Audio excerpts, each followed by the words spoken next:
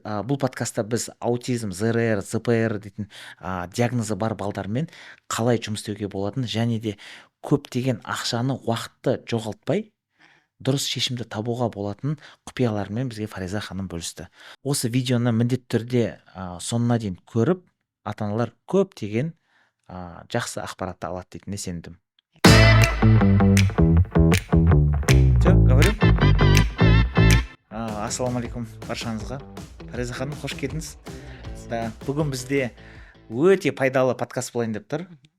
Кеше біз Фариза ханым екеуміз дайындалып сұрақтардың барлығын қарастырып, қандай тақырыптарды көтереміз деген кезде мен шынымды айтайын, өзім әке ретінде өте қуандым сіз сияқты адаммен танысқаныма. Да, өзіңізді енді таныстырып, толықтай бір осы теманы бір ашсақ та. Бұл тема балдардың енді ауруы туралы. Иә, балалар туралы.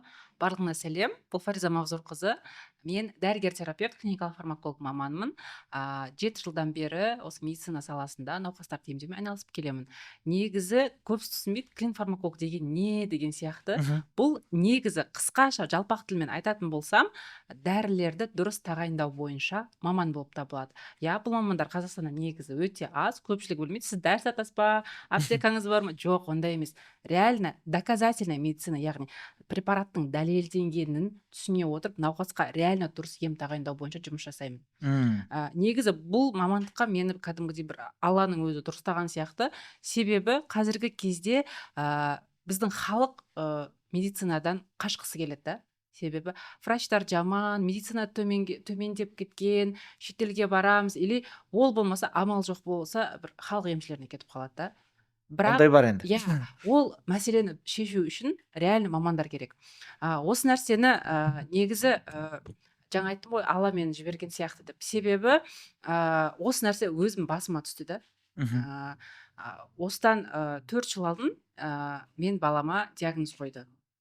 Енді бұл өте ауыр нәрсе, ешкімге тілемеймін ол нәрсенің болғанын. Балама аутизм деген диагноз қойды. Енді ананы сезіну деген бір анандай бір жан жағында ештеңе жоқ, бір құрдымға түсіп кеткен дейсің да. Как будто саған енді ешкім көмек бермейтіндей. Өмір бойы ана бала инвалид болып өтетін сияқты да. Осы жерде сұрасам бола ма да? Аутизм дейтін негізінде ауруды дұрыстап түсіндіріп бересіз ба? Например, ДЦП дейтін бар да? Ол қалай сонда? Аутизм дегеніміз бұл бір сөзбен айтқанда баланың психикалық ауытқуы да. Бала өмір бойы сол нәрсемен қалады. Ол сені түсінбейді, басқаны түсінбейді, өздігінен өзі өмір сүре алмайтын, бір сөзбен айтқанда психикалық дамуы жоқ бала, ол аутизм. Ол сен ешқандай тіпті өзі туалетке барып келе алмайды ол. Бірақтан психологически, тек қана физически бірақ нормально бола ма олар? Физически нормально өседі, бірақ психикасына 5 айлық, 9 айлық бала сияқты болады. Ештеңені түсінбейді. Даже кейде тамақты шашып жейді. Даже гиперактивный болса, жан-жағындағыларға зиян келтіруі мүмкін. Ұруы, соғуы мүмкін. Бұл нәрсені біздің қоғам әлі толық түсінбейді және толық қабылдай алмайды. Ондай нәрселерден адамдар қашады да. И сен өмір бойы сондай баланы дүниеге алып келдің, сен өмір бойы соның мамасысың да. Сені жан-жақтағы адамдар кінәлап өтеді бұл өмірде. Сіздерде де сондай болды ма? Например, бірінші рет диагнозды естисіз, понятно, шок боласыз, жылағыңыз келеді, не істеймін дейтін ой болады да. Енді көбінесе әке-шеше, менің ойымша, бірінші паника болады ғой, не істейміз дегенде. Иә, паника болдық бізде. Дәрігердің алдына кірдік, мен өзім примерно түсіндім негізі. Білгеннен кейін апардым ғой. Қанша жаста болды? 1,5 жасында. Қараймын, балам ары-бері жүгіре береді ғой, бөлмеде жүгіре береді. Кейін Алихан деймін, қарамайды ғой маған. Мен ойладым, Али кішкентай ғой, атын білмейтін шығар бұл бала деп. Сөйтсем, бала уже 6 айында өзінің атын біледі екен. 1,5 жас, бала ештеңені түсінбейді. Кейін жан-жағымдағылардан сұрай бастадым. Сондай сияқты деді бір таныс невропатолог. Содан кейін мен апардым, мықты мамандар тауып. Қазір негізі невропатологтардың өзіне 4 ай, 6 ай запись күтеміз ондай мамандарға. Сөйтіп, бірақ енді повезло, сразу алып бардым, таныс дәрігерлер болғандықтан. И маған жайлап жеткізіп жатыр ғой, ішімнен уже жылап жатырмын да. Қасымда еще мамам бар, сөйтіп кейін жайлап бүйтіп қолымызға ұстатты да, алдында оқыдым да, деп андай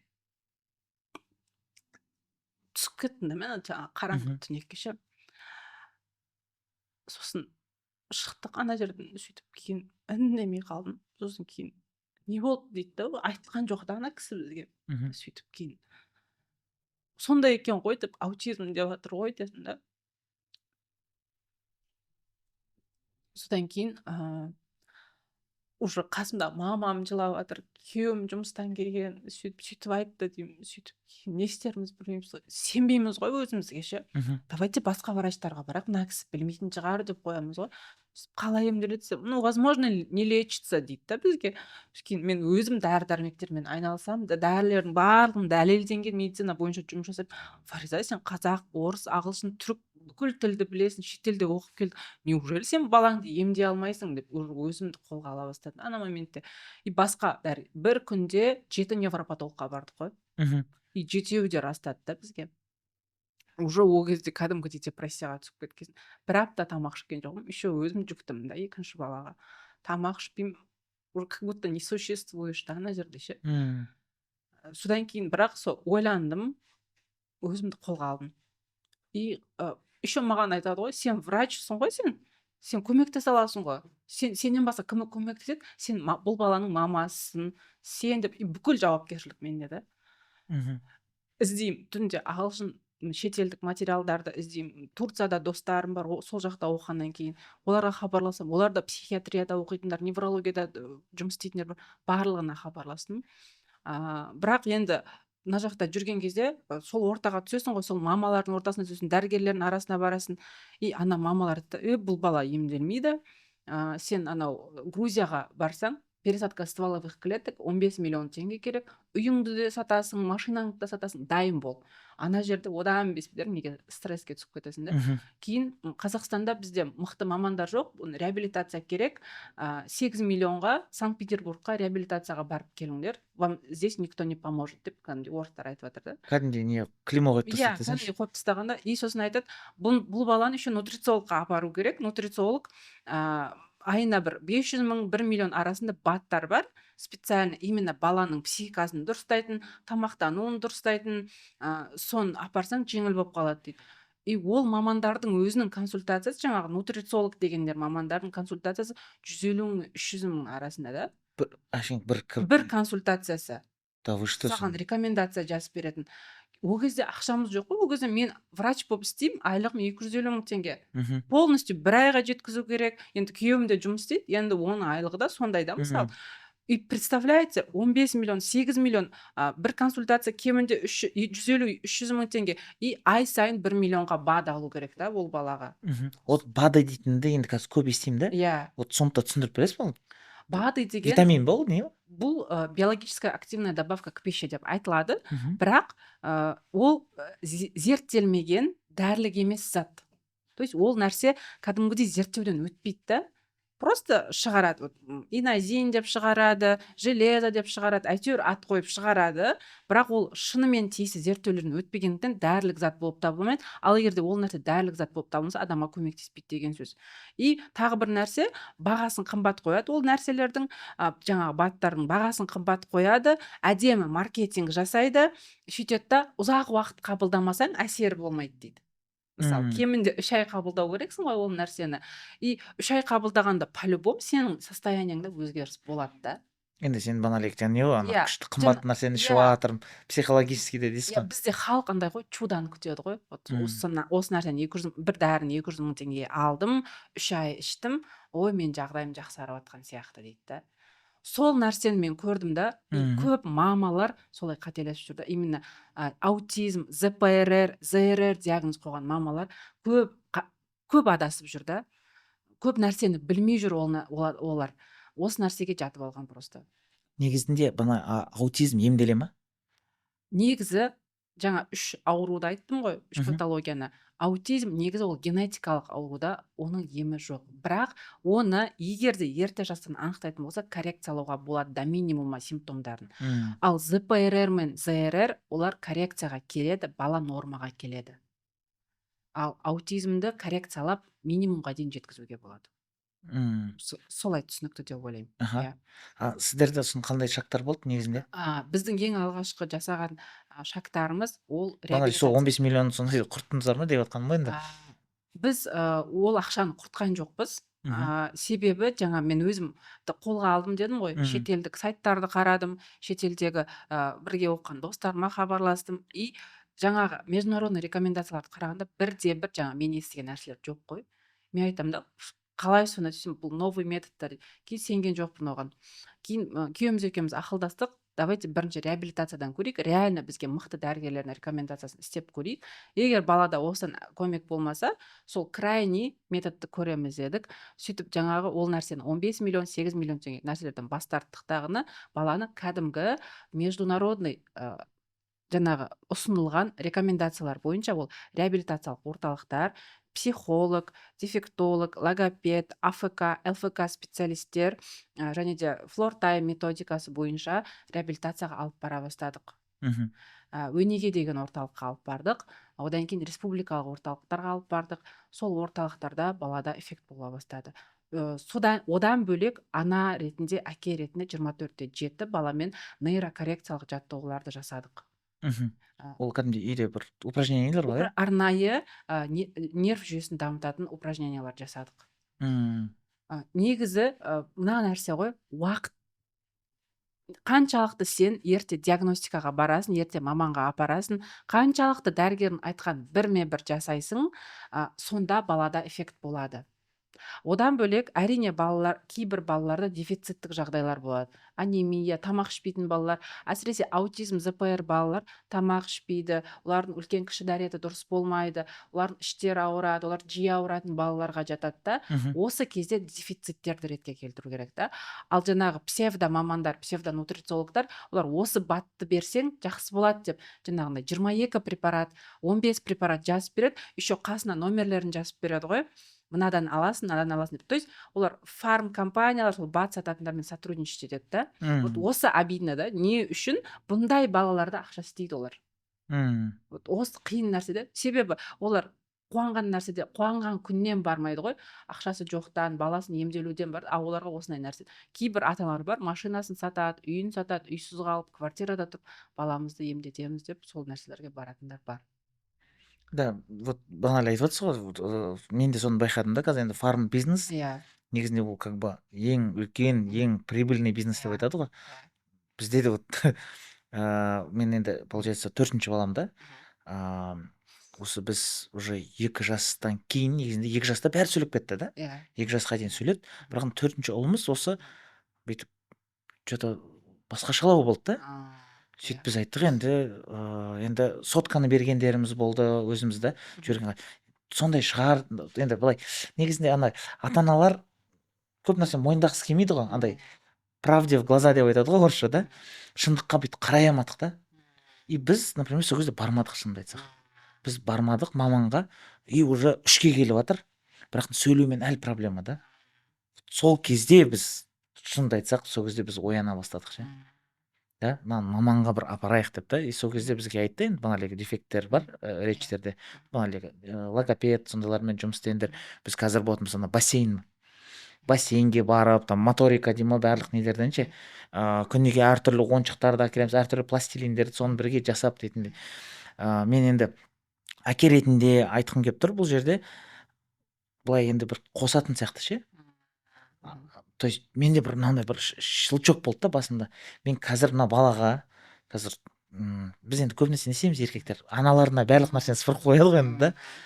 Мен әке ретінде қазір мына жерде көмектесу керекпін деп. И осы 4-ші ұлыммен мен уақытты жаман көп өткіземін да. Екеуміз бүйтіп ойнаймыз, екеуміз сөйлесеміз, анда баратқан кезде иногда болды, музыка тыңдап бара жатсың дегендей. Ол баратқан кезде именно музыканы өшіріп қоямыз, онымен сөйлесіп бару керек дегендей ше. И Құдайға шүкір, қазір уже 3 сөзден уже жайлап уже сөйлеп келе жатыр да, 3,5-ға келіп. Бұл нәрседе мынандай ғой, баланың нерв жүйесі дұрыс дамымаған болады да. Мысалы қараңыз, амандасайықшы сізбен. Қатты қысып амандасып тұрып, түсініп тұрсыз, сезініп тұрсыз, енді ол балалар былай амандасады. Осылай. Әлеммен қарым-қатынас осындай да олардың. Қолдың ұшымен да. То есть оларға біз айтып жатқан нәрселер, сөйлеп жатқан нәрселер, айналасында болып жатқан нәрселер жетпейді. Олар өздерін былай ұстай береді. То есть нерв жүйесі дұрыс қалыптаспағанда, даже сол сенсорный системасы істемесе олар сөйлемейді. Сондықтан да сенсорика деген нәрсе бар да қазір. Сенсорная интеграция. Осы нәрсемен жұмыс жасау керек. Негізі қараңыз, 2007 жылы әлем статистика бойынша әрбір 150 баланың арасынан бір бала аутизм ЗПР диагноздары қойылғанда 2012 жылы әрбір 88 баланың арасында бір балада аутизм диагноз қойылған. Ал 2022-24-ке дейін ол нәрсе 10 есе өскен. То есть қазір даже әрбір семьяда, әсіресе ұл балалардың арасында бұл нәрсе көп та. Ал енді менің айтарым четкий инструкция ретінде бұл нәрсені біз қалай ажыратуымыз керек, қалай біз ерте білеміз. 3 айынан бастап айыруға болады. Ол бала айналасындағы предметтерге қарамайды, оптическая реакциясы болмайды. То есть бір ойыншықты ойнатасың ғой былай деп қарамайды оған. Наоборот, қатты звук болса, мысалы, иә, біреу қатты күлсе қорқып жылауы мүмкін. Осындай нәрсеге мән беру керек та. И ол балалар тез қимылдайды. Мен балам сондай еді да, біз бұл футболист қой деп ойлайтын, папасы футболист болады деп армандайтын еді да. И футболист шығар деп тез қимылдайды. И көзге қарамау, указательный жестін болмау, даже 1 жасында мамасына, мысалы, даже привязанность болмайды. Негізі бала мамасын сразу таниды ғой, 3 ай, 6 айынан бастап. Мамасын танымайды. Даже мамалар болады, жұбатқысы келеді жыласа, мамасына да көнбейді даже ол бала. И либо мамасына қатты привязанный, мамасыз вообще өмір сүремейді. Қатты шыңғырып жылайтын болды мамасын алған кезде. Қазіргі кезде Денвер моделі жұмыс жасауда 12 айдан бастап анықтайтын тесттер бар. Аналар үшін қазір ұсынамын, прям Google'дан теріңіздер M-чат деп. M-чат десеңіздер арнайы калькулятор шығады, соған жауап бересіз, и сол кезде рисктарын тексеріп береді. Средний риск, высокий риск, сразу невропатологқа барыңыздар. Сен блогер болғың келе ме? Мысалға, Мұрат Абділдамен біз подкастты түсірген себебіміз, өйткені оның үлкен аудиториясы бар, және де өзі қызықты жеке тұлға. Сен де бірақтан блогты бастай аласың. Менің есімім Марат Сырғабай, және де менде 100 мыңнан астам оқырманым Инстаграмда бар. Менің Savba дейтін блогерлік агенттік компаниям бар. Ол жерде блогерлер бірнеше миллиондап айына ақша табады. Бірақтан өкінішке орай бізде Шымкентте өте аз блогерлер бар. Сол себептен біз өзіміздің офлайн академия контентін ашып жатырмыз. Және де сені біз сол жерге оқуға шақырамыз. Егер де сен TikTok жұлдызы, ютубер, Instagram блогері болғың келетін болса, және де сол арқылы өзінің эксперттігіңді дамытып, жеке брендіңді қалыптастырып, ақша табатын болсан, сен бізге келу керексің. Осы промокод арқылы бірінші 10 адамға үлкен жеңілдік болады. Үлгеріп қалыңыз.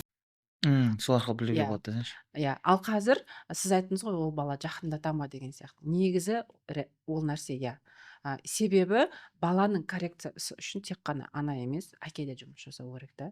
Себебі бұл балалар, жаңа айттым ғой, бұларда нерв жүйесі дұрыс дамымаған. Даже вот ЗРР, ЗПРР балаларда да жаңағы нерв жүйесі дұрыс дамымаған. Сенсорлық интеграция. Олар дұрыс естімейді, дұрыс көрмейді. Егер де осы нәрселердің біз мидағы орталыққа дұрыс обработка жасалмаса, бала никогда сөйлемейді. То есть сенсорлық жүйені бірінші ретке келтіреміз, одан кейін бала сөйлейді. Одан кейін балаға окружающий мир таныстыру керек біз. Даже вот мынау сенің қолың, аяғың, ол балаларға қолың қайда, аяғың қайда, көзің қайда десе көрсетпейді ол балалар. Соны көрсету керек. Вот мынау жапырақ, сен киініп жатсың, мынау сен шалбарың, мынау дала, мынау күн, барлығын түсіндіру керек. Сонда ғана ол бала 0 болып не қылады да. Мысалы, бір ата-аналар бар, первый ребенок дейді да, түсінбейді. Оказывается, он должен так развиваться деп. Особенно бірінші балалар анықтай алмайды тез. Сіз айттыңыз ғой, 4 баламнан өзгеше болды деп. Сіз басқаларынан ажырату арқылы. Мысалы, мен екінші балам дүниеге келгенде түсіндім, нормальный бала қандай болатынын да. Спокойный, көнеді, көтеріп жүрсең, и сол кезде мен қалай қателескенмін деп түсіндім да. Вот бізде получается, баналеге енді задержка бар деп неғаннан кейін, бізге енді жақсы педиатр маман түсті. Баналеге тест, білмеймін аты, сол тестті тапсырдық біз. Баналеге да, әртүрлі өзің оценка қоясың ба, сондай екенсің ғой. Да, бізге, например, ол кезде енді 3 жасар, 3-тен енді асқан кез, 3 жасар бала, сол, получается, 2,5 жас, 2 айлық, вот сондай, 1 жастық, получается, задержка бар деді. Ешқандай дәрі, анау еш нәрсе керек емес. Просто баналеге моторика, күніге баналеге топ береміз, әртүрлі фигуралар, нелер, солар не аламыз. И бізге айтқаны сол эмоция керек деді. Балаға эмоция керек деді. Мен балам өзі баналеге балықтарды, акулаларды, сон нәрселерді қатты жақсы көреді. Сосын біз давай, короче, 1 айға демалысқа кетейік. Сол суға, баналеге песок, не дейді ғой, ше. дүниенің барлығы кетсе кетсін дегендей, но сол жерге барып баланың развитиясын дегендей. Білмеймін, енді сол да көмектесті ма негізінде. Енді баналей дейді ғой, енді чудоны күтеміз ғой енді. иә Осы нәрсені естігеннен кейін болды, қай бару керек, қанша уақытқа бару керек, разница жоқ дегендей ше. Өкінішке орай біз именно сондай бір уже ситуацияға келген кезде оянамыз да, иә когда уже красный флаг деп айтады да, ред флаг деп ше. И вот ата аналар негізі көбінесе паника болады да. Вот біз зачем педиатрға бардық, негізінде вот педиатрға бару керек па, или невропатолог әртүрлі бана врачтарды айтып жатсыз. Вот қалай білуге болады, что саған маманның керек екенін. дұрыс маман екенін енді білмейсің ғой енді. Иә, көбісі қателеседі осы жерде. Мамалар, ата-аналар жалпы көп қателеседі. Ең бірінші жаңағы признактарды айтып шықтым ғой, сол признактарға қарайсыз и обязательно бала 1 жасқа келгенше ай сайын приемға барып тұру керек педиатрға. Бұл бір. Екінші, 6 айында 1 жасына невропатолог маманнан өту керек болады. Одан кейін егер де жаңағы белгілерді байқайтын болсаңыз, МЧАТ міндетті түрде тапсырыңыз и баланың жаңағы эмоциясына қараңыз. Қазіргі кезде енді бізде мықты мамандар аз. Бар, бірақ аз. Енді біз өзіміз тоже білген жоқпыз. Мамалар көп білмейді бұл нәрсені. Біз білген жоқпыз, сұраған адамдардың бәріне бара бердік. Но менің алдыма көп келеді да осы дефициттегі балалар. И мен айтам да уже балада осындай бар деп, осындай диагноз бар, ЗПРР, ЗРР бар деп. И өзім өзі Қазақстанда санаулы невропатологтар бар. Шымкент қаласында нейролайф клиникасында мықты мамандар бар. Дәрігерлерден Рита Аскаровна бар мысалы, мықты невропатологтар. Бірақ осы нәрсе көбейгелі бізде мықты неврология дамып жатыр. Соны айтуға болады. Ең бірінші жаңа айтқанда педиатр және невропатолог мамандарға бару керек. Так, бұл жерде енді смотрите, бізде бірінші очередь енді особенно оңтүстікте шығар, да? Емшіге барғышпыз ғой. Бізде анандай ой, уақыт өткізіп алады. Да, вот енді әркім там емші, ана ауылда бір ата бар екен, мына жақта бір апа бар екен. Енді олардың енді жақсылар нелер бар ғой. Вот сол дұрыс па, дұрыс емес пе, сіз енді кәсіби маман ретінде көзқарасыңыз? Көп жаңа аналарды айттық қой, уақыт өткізіп алады деп. И бұда нормально. Ана жаққа барып оқып келе салайық. Бұны оқысаң жақсы болып қалады. Негізі діни жағынан болады, бірақ мынандай шарлатанствоға кетіп қалмау керек та. Біреулер болады, балаға массаж жасасам жақсы болады, остеопаттарға алып барады, емшілерге алып барады. Біреулер болады, баланың басына бүйтіп қан ағызады, арқасына банка қояды, ыстық қояды. Біреулер даже таза кислород деп сатады екен, бұл баланың миына кислород жетпейді, кәдімгідей таза кислород. Прям сондайлар. Оны еще қанша ақшаға сатып алады ғой. Уақыт жоғалтып жатсыздар деймін да. Анандай бір сетевой маркетингтің витаминдерін берсек, бұл бала сөйлеп кетеді. Йод берсем сөйлеп кетеді, витаминді берсем сөйлеп кетеді, емшіге апарсам сөйлеп кетеді. Одан бөлек жаңағындай остеопаттарға, массажға апарсам сөйлеп кетеді екен деп жүре береді. Уақыт жоғалтпау керек, жаңағы мықты мамандарға алып бару керек та. Өз басым уақыт жоғалтпай сразу дәрігерге апарыңыз. Хотя бы педиатрға апарыңызшы бірінші. Сұрағыңызды қойыңыз, жаңа тестіңізді тапсырыңыз, одан кейін уже анықтала береді. Және де бұл балаларда коррекциялық методтар өте жақсы жұмыс жасайды. АФК, адаптивная физическая культура, логопед, психолог, дефектолог, особенно түсінігі жоқ балаларда. И жаңағы нейрокоррекциялық жаттығулар үйде. Сенсорлық интеграция. Осы нәрсемен мамалар түсінбейді, жүре береді. Кейбір мамалар мойындамайды, кейбір отбасылар ол нәрсені қабылдамайды да, отбасыда ажырасу болады, әкелер тастап кететін жағдайлар болады. Кейбіреулер болады, ақшалары бар, жағдайы жетіп тұрады, ана баланы емдетуге апармайды. Ұяламыз біз, одан тығып қояды. Кейбіреулер болады, мен оны орталыққа апардым ғой, емдесін, ақшасын төлеп жатырмын ғой, мен үйде не могу, қалай істейсің бұл баламен деп отырады да, жауапкершілікті өзіне алмайды да. Извини меня, ана бала ертең 7-8-ге келгенде саған бағынбайды. ЗПРР болса да сен оны емдемесең, ол емделмейді. Аутизм, ол бала ұрады, жан-жағындағын сындырады, қашып кетеді. Қайтыс болды ғой бізде қаншама бала аутизм диагнозы. Что-то бір Алматыда ма бір нәрсе болған жоқ па, иә? Есікті ашып үйінен шығып кеткен жағдайлар болды, ана қыз қайтыс болған. Одан тағы да бір бала болды, 2 жасар, ДЦП диагнозы болған қателеспесем, және осы аутизм расқа күдік болған. Бір енді ол дәрігерге барған, нутрициологиялық жағынан ем берген, 22 препарат берген. Бұл енді атышулы оқиға болды, көпшілік көрген шығар. 22 препарат берген, бірде-бір препаратқа көрсеткіш жоқ қой ана балаға. То есть дұрыс емес лечение ма? Дұрыс емес. Ем дұрыс жазылмаған, дозасы қате жазылған. Даже вот дәрігер жазған деп айта алмайсың да, ана нәрсені, Құдай өзі кешірсін. Дәрігер деп айта алмайсың. Сол бала қайтыс болды ғой. Передозировкадан ба? Передозировка. Бірақ енді мойындаған жоқ.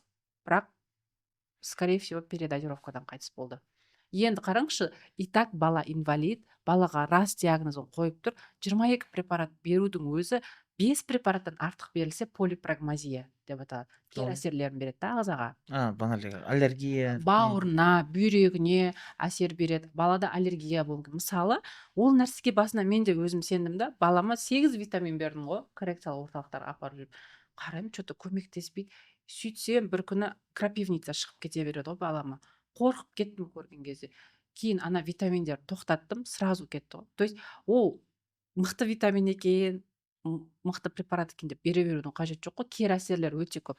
Бауыры, бүйрегі, жүрегі, аллергиялық реакциядан қаза тауып жатқандар бар. Берудің қажет жоқ. Вот Баналек енді айтып отыр ғой, енді маркетинг та. Енді маркетинг дейтін нәрсе енді любой нәрсені бүйтіп жақсылап упаковать етсең қымбатқа сатуға болады да. Менде бар таныстар уколдарды 2 миллион теңгеден қабылдаған. Не істейді десем, сол кезде мидағы клеткаларды жанартады, басын қатты істеп кетеді дейді да. Сөйтіп кәдімгідей ойланды, уколды алды. Сөйтіп енді аттарын айтпай қойын, Қазақстандағы ең танымал адамдардың барлығы сол уколды қабылдайды екен. Очередьпен ана клиникада енді миллиондаған. Сөйтіп соған барды, қабылдады, 1-2 апта жақсы болдым деді. 1-2 аптадан кейін что-то қайтып что-то нашарландым деді да. Сөйтіп мен мамам мен папам естіп алған. Қой, біз де жасарайық деп, олар да барамыз деп. И получается, смотрите, негізінде мен сұрағым керек та, вот қымбат дәрі болады, или витамин, да, и вот арзан. Негізінде құрамдары, вот разница сонда үлкен бола ма? Жоқ, үлкен болмайды. Бұл жерде не ғой? Мен білгем десең да. Бір сөзбен айтқанда ол ақша істеу ғой. Мысалға алғанда, железа бар, темір, иә, ол анемияны емдейді. Ол нәрсені бір жаңағы 2 миллиондық препараттың құрамына қосып қояды. Сөйтеді дағыны аптекада ферровит деген дәрі бар. Ол 1200 теңге тұрады. Бірақ ақшасы бар адам 2 миллион теңгелік нәрсені алады ғой. 1200 теңгелік нәрсеге сенбейді да. Қайдағы бір Чимгенский Санто фирмасынан шыққан дейді да, 2 миллион теңгелік жаңағы дәрін алады. Жаңағы психосоматика ғой бұл.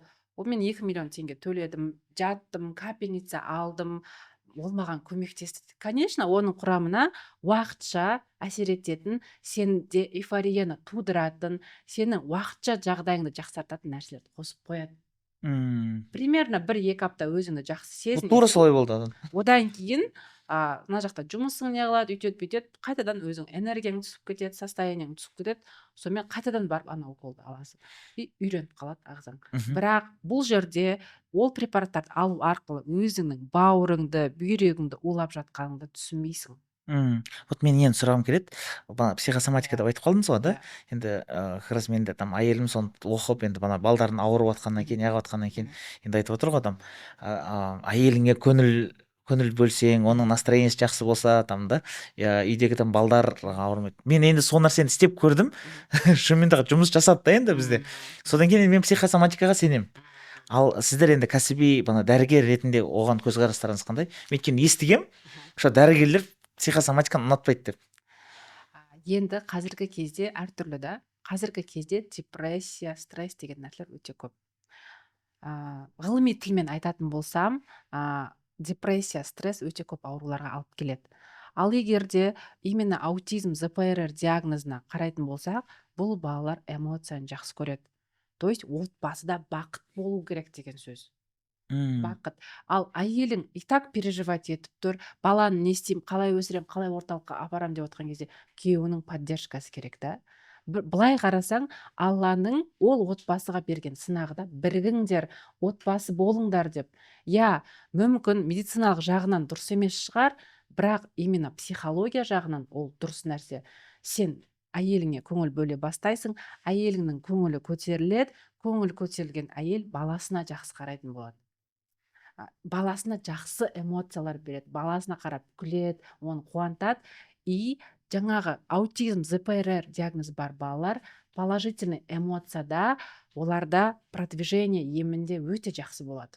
Мен соны білгем ғой десең да. То есть бұл балаларды махаббат емдейді ғой.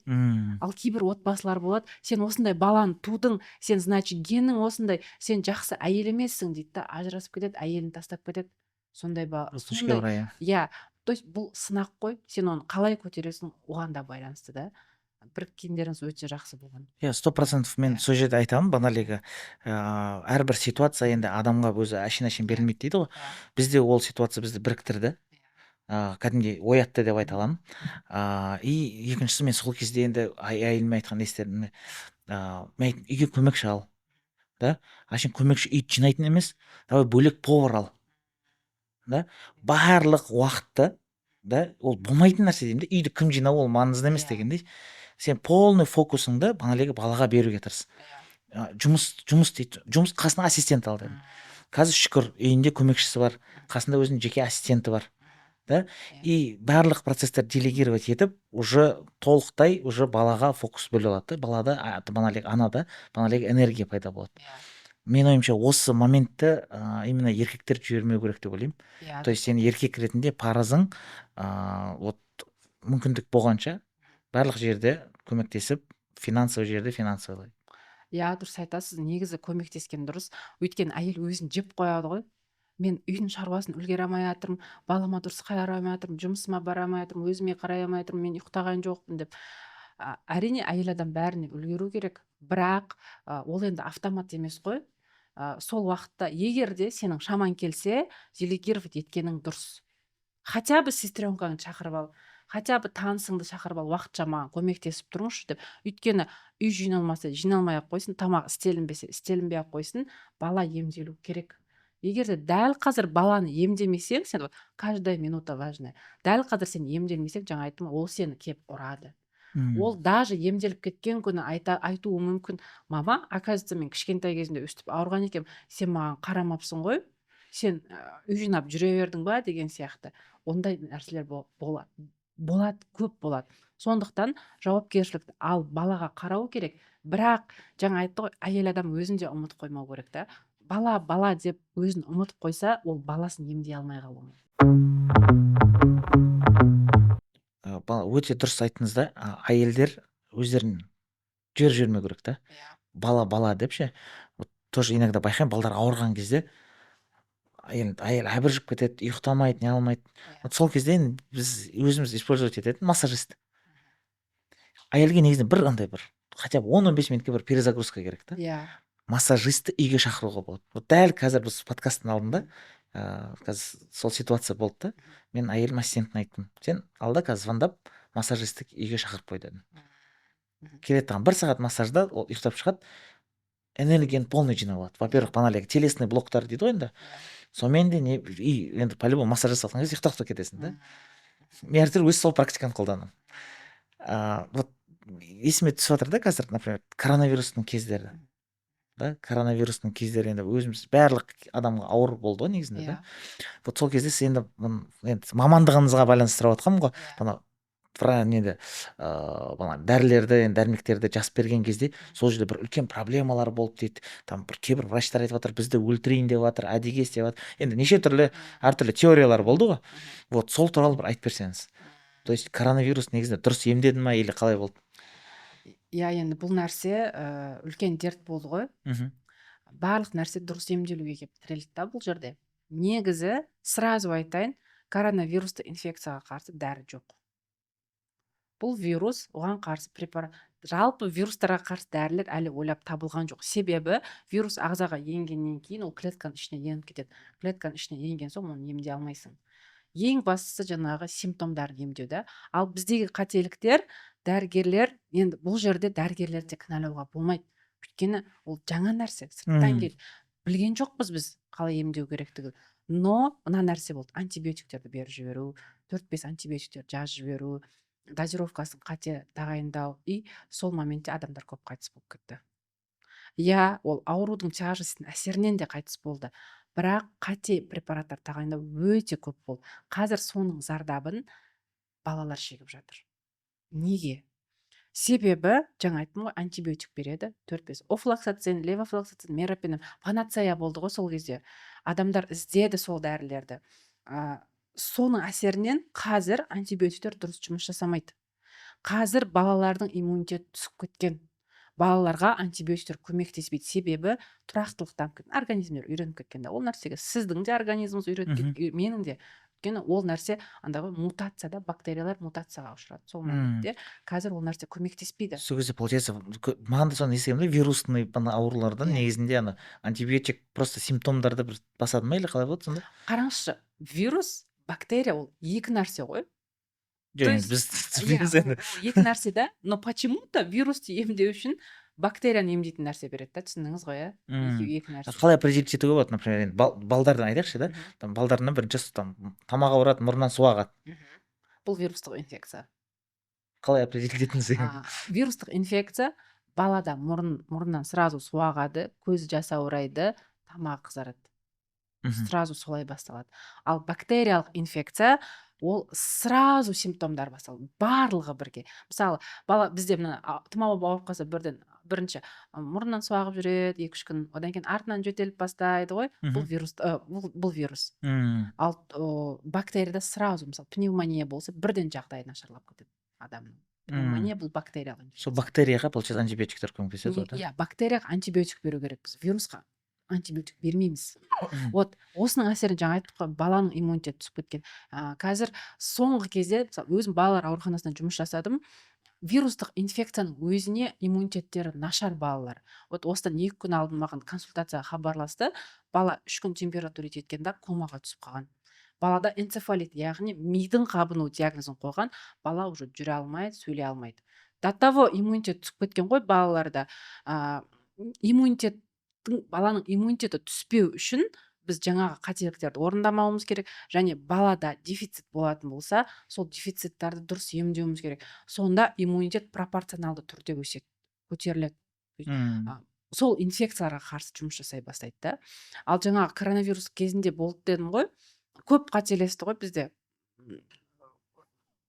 Просто системаны сала береді, өкпеге су жиналады, жүрекке су жиналады, потому что артық система беріп қойған да, капельницаларды, артық антибиотиктерді беріп қойған. Сол балалар енді қазір синдром Кавасаки, вторичный иммунодефицитпен келетін балалар бар да. Мен өзім дәрігерлер терапевтпін, взрослый врач, но клин-фармаколог маман ретінде балаларға да консультация бере аламын да, дәрі-дәрмектер бойынша. Сол кезде көрдім, еще андай атипичный түрмен келеді да. Вроде бы жағдайы жақсы, бірақ бір жер ауырып тұр, басым ауырып тұр, әлсізбін дейді, и анализдерде бәрі жақсы болады. Ол баланы МРТ-ға салып көрсең, миында уже ірің, абсцесс головного мозга, и бала сразу комаға түседі. Бізде вот қазір да медицинаны балдар температура жетеді ғой. Бұрында бізді не алатын еді ше, үстіне одеяло сондай жатты, қазір салқын ұста дейді. Енді медицина өзгеріп жатыр ғой. Бұрында майымен жағатын еді, жоқ, майлар болмайды, тек қана қазір сумен не. И вот не қылады да, балам температура жетті да, и балам температура жеткен кезде судорогама, короче, дірілдей бастады. И сол кезде не істейтініңді білмей қаласың. Да, паника. И знаете что? Вот мынандай не доктор Комаровский бар ғой. Артур, білмеймін, біз енді сол кісі енді номер 1 ютубта енді знаменитый вот не болды енді. Ойыма мынандай идея келді да. Неге осы қазақ тілінде бір сондай медицинский канал ашпасқа дейді. Да, то есть вот адамдарға вот біз не істейтінімізді білмей қалады. Соқта кіреміз, судорога у ребенка дейсің, и доктор Комаровскийдің бір видеосы шығады да. Все, короче, не паникуй, барлық нәрсені түсіндіреді да саған, не әрекет жасау керек екенін. Вот сондай қазақ тілде негізінде бізде дамымаған, ютуб нелер.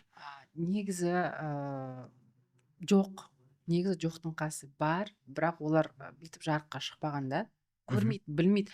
Білетін дәрігерлер бар, оны халық білмейді. Олар проявление жасамайды да, себебі инстаграмға шықпайды деген сияқты. Бірақ қазіргі кезде псевдо мамандар, нутрициологтар 3 айлық курс оқып алады.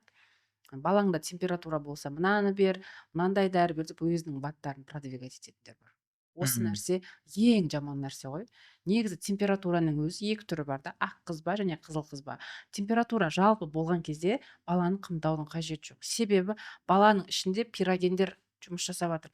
Бала инфекциямен күресіп жатыр, соның әсерінен температура көтеріліп жатыр, денесі ыстық, ал біз келеміз де оны одан безбетер қатты орап қоямыз. Оның температурасы одан да көтеріліп кетеді да. Бұрын ойлайтын, оны терлетеміз ғой деп. Жоқ, оны орасаң қайтады. Наоборот, баладағы шап аймағы мен қолтық аймағын босату керек. Бөлмені желдету керек. Сонда мынау жаңа шап, қолтық аймағындағы артериялар мұздап, температурасы түсе бастайды. Физикалық әдістерді қолдану керек та. Бөлме салқын болса, одан кейін баланың жаңағы киім, қысатын киімдерін шешсек, және де кәдімгі комнатный температурадағы сумен денесін ысқыласақ, 37,5-дағы температура, тіпті 38 температураны түсіруге болады. Мен сізге бір мынандай өзім проблемаларымда сұрақтарымды сұрап алсам десем де, вот балдарымыз болады, тамақ жеу. Тамақ жеу проблема ше бізде. Мысалға, мен екінші ұлым бар, ол ет жемейді ше. Ет қинап жегіземіз да. Жұмыртқа жемейді. То есть ең пайдалы нәрселердің бәрін жемейді да.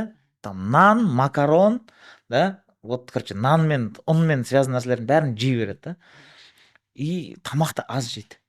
И біз уайымдаймыз да. Балада барлығы жақсы бола ма, витаминдер жетпей жатыр, не алмай жатыр. Вот, сұрақ мындай, бала қанша мезгіл тамақ ішу керек, да? Және де баналегідей, вот ет, жұмыртқасын бұлар жемесе, тек қана ұн жей берсе, не болады дегенде да. Балам тамақ жемейді, балам ет жемейді деген проблема қазір өте көп. Бала неге ет жемейді? Себебі балада извращение вкуса да. То есть баланың тіліндегі рецепторлар, олар басқа нәрсені қалап тұр да. Етті жесе жегісі келмейді, лоқсып тастайды, аузынан шығарып тастайды да. Неге? Себебі баланы сен баста дұрыс тамақтандырып үйретпедің. Өзіңде мамада дефицит болды, и балада да дефицит. Вроде бы дәрігерге апарасың, гемоглобин нормально деп шығарып салады, бірақ ар жақта қажетті анализдер жоқ, симптомдарына қарамаған, тамақ ішсе жақсы көреді. Қалай жақсы көреді, если ол бала тамақ ішпесе? Ет жемесе. Ал ет ол негізгі белок та. Еттің құрамында кәдімгі табиғи гем бар, железо бар. Сол нәрсе арқылы бала дұрыс дами бастайды да. Ал енді не үшін балалар бізде ет жемейді, чипсы, немесе жаңағындай фастфудтар, өзі үйретіп қалған макарон жейді? Себебі сол нәрсеге біз өзіміз үйретіп қойғанбыз. Баста бала 6 айында прикормды енгізетін кезде біз ет, көкөністер, жемістерден бастауымыз керек. Ең дұрыс ол көкөністерден бастау. Сонда жаңағы көкөністердің дәмі бар ғой, баланың тіліндегі рецепторлар соған үйренеді да, бала көкөніс жей бастайды. Огурцы, помидор жейді, алма жейді. Ең соңғы моментте ұн өнімдерін енгізу керек. Бізде не істейді? Бірінші печенье беріп көр, бонди печенье, рахат печенье беріңдер, ол фрукты сосын бересің, ол ішін өткізеді дейді да. На самом деле жаңағы нәрселерден бастағанда күнделікті баланың тамағында принцип здоровой тарелки болған кезде, то есть ол ет, көкөніс, жеміс 3-ке бөлесіз тарелканы. Сонда еттің құрамында май да, белок та болады. Ол нәрсе, осы нәрсені постоянно соблюдать ету керек та. Сонда сіздің балаңыз постоянно дұрыс тамақ жейтін болады. Егер де сіз сразу рационға макарон, фастфуд, печеньялар, әртүрлі сол газ алған нәрселерді қосатын болсаңыз, 3 жасқа дейін ол бала тек сол нәрсені жейтін болады. Бала сол жерде қателік көреміз десеңші. Дефицитке түсіп кеткен кезде ол сол нәрсені іздеп тұрады. Макарон, тек қана макарон жейді мен балам деп келеді. Сосын мысалы кейбір балалар сосиски в тесте беріңізші дейді. Сосиска, колбаса жегізіп өсіреді балдарында. Ол бірақ кейін ол бала өскен кезде асқазан ауырып жатыр, или ол баланың асқазанда жара табылды, ол балада жаңағындай жүрек жеткіліксіздігі бар екен, или 25 жасында давлениесі бар екен деген балалар, осы моментте біз фундаментін қалап тастаймыз да, фастфуд, макарон беру арқылы. Ең қауіпті нәрсе осы ғой. Жаман болып қалдыңдар десең да. Нешті адамдар өздерін бір түрлі сезіп қалған шығар. Так, енді неге көшетін болсақ, Мгм. да, вот давайте четкий конкретный инструкцияларға, Мгм. да, Мгм. вот балада Мгм. задержка речи Мгм. не істеу керек?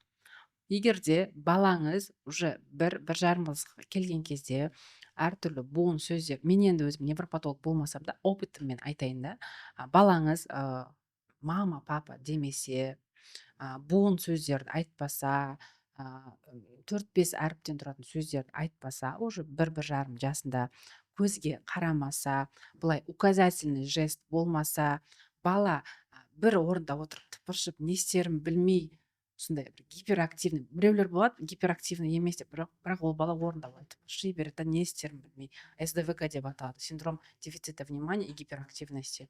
Одан кейін бала қоршаған ортадағы балалармен ойнамаса, вроде бы ойнайтын жерге апарасың, бір өзі бір шетте отырып ойнайды. Осындай симптомдар болатын болса, ең бірінші педиатр және невропатолог маманға алып бару қажет. Бір емес, 2-3 маманның пікірін тыңдағаныңыз дұрыс болады. Және де нақты диагноз қойған соң балада дефициттер бар ма также анықтау керек. Педиатр маманмен, бір маман емес, бұл жерде мультидисциплинарный подход керек та. Сол кезде балаға жан жақты дұрыс диагноз қойылады. Одан кейін міндетті түрде жаңағы коррекциялық орталықтарға бару керек. Мгм. Жаңа айттым иә, логопед, дефектолог, психолог, нейропсихолог болса нейропсихолог, және сенсорная интеграция қажет болады, және АФК, адаптивная физическая культура. Осы нәрсені міндетті түрде күніне кемінде 2-3 сағат занимация ету керек. Және үйде баламен өзіңіз арнайы уголок құрып қойыңыз. Бала үшін танымдық уголок, ішінде разноцветный игрушкалар, әртүрлі баланың тактильный жүйесін дамытатын, сезімталдығын дамытатын ойыншықтар, дамытушы ойыншықтар болу керек, арнайы карточкалар болу керек. Соған өзіңізге расписание қойыңыз, чтобы ана ретінде выгоранияға түсіп кетпес үшін, мысалы таңғы сағат 9-дан обедкі сағат 11-ге дейін немесе 10-ға дейін мен баламен занимация етемін деп. Кәдімгі ол бала сол режимге үйренеді еще. Сол уақытта занимация етесіз, қалған уақытта басқа шаруаңызды істесеңіз болады да. Күніне 2 сағат орталыққа апарып келесің, 1-2 сағат үйде занимация етесің. Басқа уақытта әкесіне мысалы тапсыруға болады да. Сонда ана да бақытты, әке де бақытты, балада да результат болады да. Осы нәрсені көпшілік істемейді. Оңай, иә, іс жүзінде қиын болуы мүмкін, бірақ сен 21 күн өзің үйренші сол нәрсені, 21 күн өзіңді қинап ана ретінде алып баршы. Балаға деген мына жердегі жүрегіңмен баланы емдеуге деген ниет қойып алып баршы. Әрине, любой мама емдегісі келеді, бірақ сезінбейді ғой. Ертең не болады ана бала деп түсінбейді. Просто мен балам ауырып жатыр, ой мен не істеймін деп жүре береді. Маған көмектесіңдерші деп, у меня выхода нету деп, либо жаңағындай жасырады деген сияқты. Вот алдында мен класстасымның баласы 11-12 жасар да. Мгм. 11-12 жасар бала 300 кітап оқыған. 300 кітап, IELTS-ты 6-5-ке тапсырады. Да, барлық пәндер бойынша қазір немецкий изучать етіп жатыр. Вроде 6 класстың баласы да. Сөйтіп мен сұраймын да, мен екеуі класстас. Не істейсің дегенде. Ол айтады, күніне 15 минут дейді. Күніне 15 минут, кешке жақын біз занимация етеміз. Бірақтан күніге дейді. Иә. Күнделікті дейді да. Вот Мара дейді, вот балаңа уақытты бөл дейді да. Оқты бір прям не керек емес дейді да. Сағаттап отырып дегенде 15 минут сен ютубта любой роликті көресің ғой дейді да. Вот тура сол сияқты өзіңе баналығы привычка болу керек. Сол привычка арқылы, получается, сіз айтып отқан баналығы физически, да, банально моторикасымен несімен жұмыс істеу дейтін. Негізінде оңай, бірақтан біз сол бір волшебный нені пилюляны деп жүреміз ғой. Чудо іздейді ғой. Чудо дәрілерге жатып алғанда, осы нәрсені берсем балам жақсы. Жаңа айттым ғой, кислородты да істеп жатады. Кәдімгі ауадан кислород алады да. Соған мамалар сенеді ғой. Уақыт өткізіп алады сол нәрсемен. Ол нәрсе дұрыс емес негізі. Жаңа сіз айтқандай, всего лишь 15 минут, 15 жылдық, 20 жылдық эффектпен да. Ол баланың болашағы үшін ғой. Фариза, мына жерде вот врачтардың миссиясы туралы сөйлескім келіп тұр да. Вот мысалға там бізде қазір команда тұр ғой сыртта да, видео түсіріп жатырмыз. Бұл жерде там құдай сақтасын, там дауыс шықпай қалды, видео түсірілмей қалды, кнопка басылмай қалды десе, давай біз обратно түсіре саламыз деп ойлаймын. Вот негізінде осы мен всегда айтамын да, осы мұғалімдікпен өйткені баланың енді все-таки тәрбиелеп өсіреді ғой да, садикте неде. И вот врачтар ол миссиямен баратын бір жұмыстар сияқты да. Вот қалай қарайсыз оған сіз? Иә, дәрігер болу бұл призвание болу керек та. Мгм. Егер де сенде ол призвание болмаса, бұл салаға келме. Себебі дәрігер болу үшін сен кемінде 7 жыл 9 жыл оқисың. Егер ол шыққан оқуыңда сен өзің миссияңды ала алмасаң, сен адамның өміріне жауаптысың ғой. Адамның өмірі бұл баға жетпес байлық та. Егер сен мысалы мен мына сабақта келе алмай қалдым дейсің, сөйтесің да дәл сол темамен алдыңа науқас келіп тұр да, сен айта алмайсың ғой мен сені емдей алмаймын деп. Либо қолыңа ауыр науқас келіп тұр, қолыңда қаза тауып кетуі мүмкін да ол адам. Кешіресіз, мен мына сабақты оқи алмаған екем, бұл менің миссиям емес екен деп кете алмайсың ғой. То есть сен дәрігер болғандықтан адамның өміріне жауаптысың. Оған беріп жатқан әрбір емің, оған қойып жатқан диагнозың, тағайындап жатқан препараттарың, ол науқастың диагнозын емдей алатындай болу керек. Егер де сен осы нәрсені істей алмасаң, оқы, тағы да оқы, өмір бойы оқы. Егер бұл нәрсе сенікі емес болса, сен қолыңнан келмесе, бұл саладан кет. То есть либо да, либо нет болу керек та. Бірақ қазіргі кезде бар ондай адамдар. Қолынан келмесе де емдей беретін, бұрынғы совет үкіметіндегі қалып кеткен балтушкаларын, қажет емес препараттарын, системаларын әле беріп отыратын мамандар көп. 30 жылдық 40 жылдық стажым бар дейді, бірақ қате емдейді. Соның әсерінен қаншама адамдар аллергиялық реакциялармен келіп жатыр, тяжелый обострениялармен келіп жатыр да. Ол нәрсеге олар уже жауап бермейді да. Не жоғалды? Адамның денсаулығы жоғалды да. Соны түсінбейді. Вот мен осы подкастты түсіретін кезде өзім қатты қуандым да, то что біз осы подкаст арқылы адамдарға бір үлкен польза алып келсек болады. Вот біз 20 жаста ата-ана болдық та, өзіміз баламыз да. Енді методом проб и ошибок, короче, ше, әр нәрсені жасадық, қателестік. То есть ата-ана болуға біз дайын болмадық да, даже жүктілік, еш нәрсеге бір не ішу керек, не істеу керек, врачтарға бару дейтін нәрселер болмады да. Енді құдайға шүкір, енді арасында вот енді балдарымыздың денсаулығы шүкір жақсы дегендей да. Вот соған сіз қазір енді блог жүргізіп сол туралы бөлісіп жатсыз ғой да. Вот сол туралы айтып отырсаңыз, то есть не істеу керек, сізде бір определенный продукт бар ма? Негізі мен блогты не үшін жүргіздім деген нәрседен бастадық қой. Жаңағы ауыр, қиын сәттер, қиын жүктілік, дефициттік жағдайлар ауырған балаларды көріп, мен инстаграмда осы нәрсенің дұрыс екендігін дұрыс призмамен көрсеткім келді да. Негізі бізде әйел адам, жалпы қыз бала болашаққа дайындалмайды. Ол қандай мама болам, баламның денсау болып туылам, вроде бы ойлайды мына жағымен, но түбіне жетіп түсінбейді да, что ол дәл қазір өзінің денсаулығын реттегеннен кейін ғана, жүктілікке дайындалғаннан кейін ғана бала көтеру керектігін. Неге қазір осындай қиын диагноздар балаларда көбейіп кеткен? Өйткені қыз бала ана болуға мүлде дайындалмайды, еркек те дайындалмайды. Ең бірінші әрине ана жауапты ғой ол нәрсеге.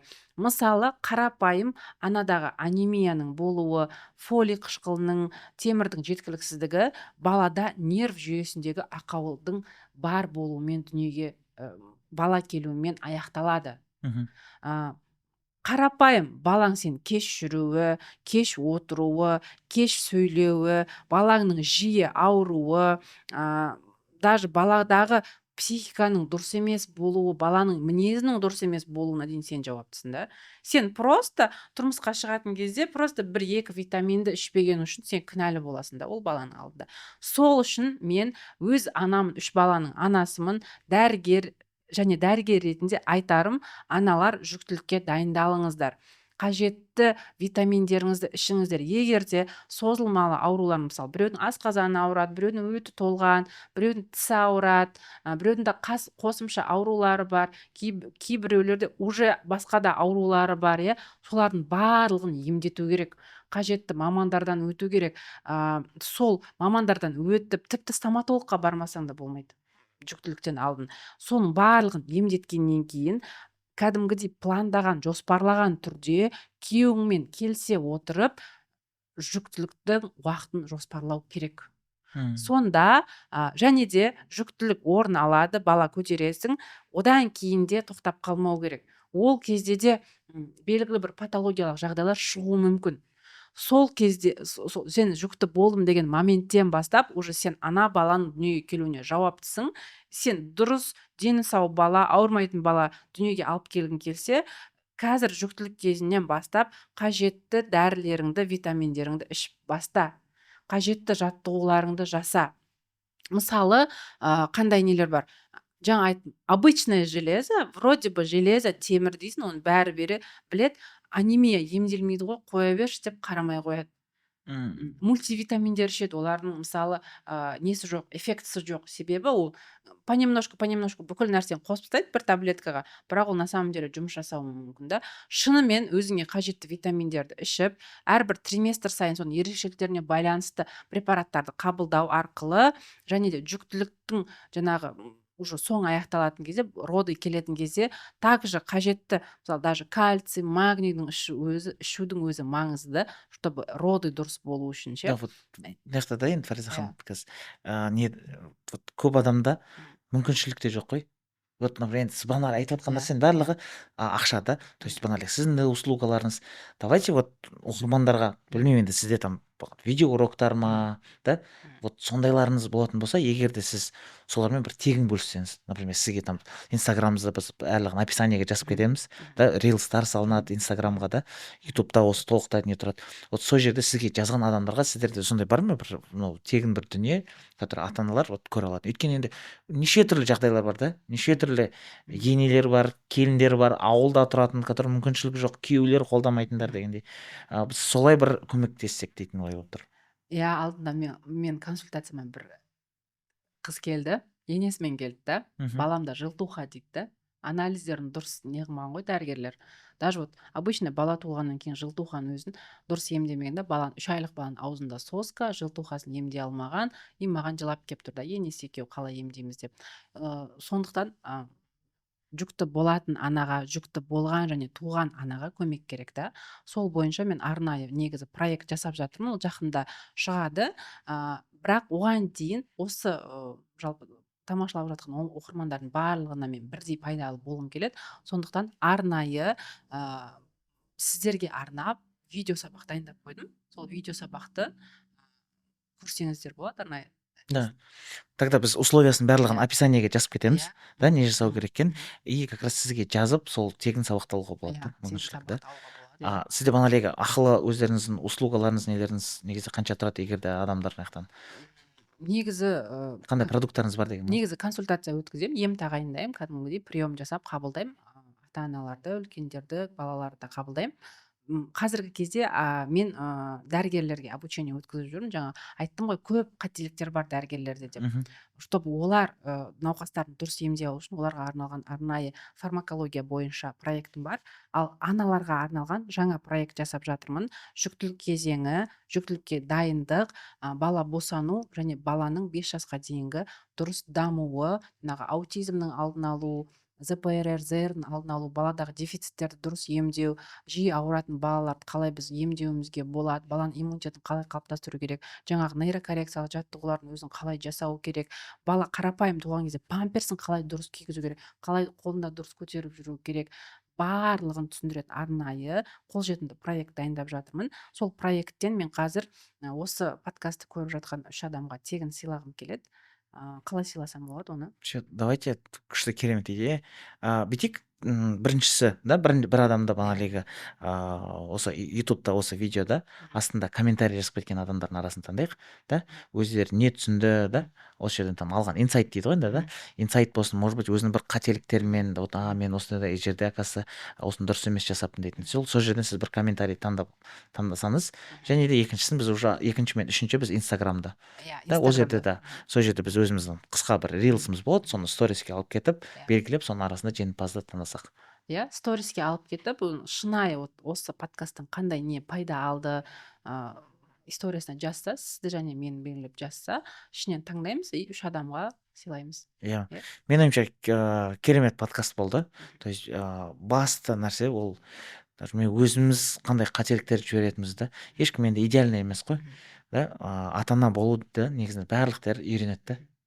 И ол нәрсені негізінде ата-ана болуды балдарың туылмай тұрып үйренген дұрыс та. иә Сол үшін менің ойымша сіздің проектіңіз көп адамға үлкен бір пайда алып келеді деп ойлаймын да. Сол себептен де біз осы подкастты түсіріп отырмыз иә да. Міндетті түрде Фариза ханымның инстаграм парақшасына, тикток, вот енді ютубты құдай қаласа қолға алып парақшасына тіркеліп қойыңыздар.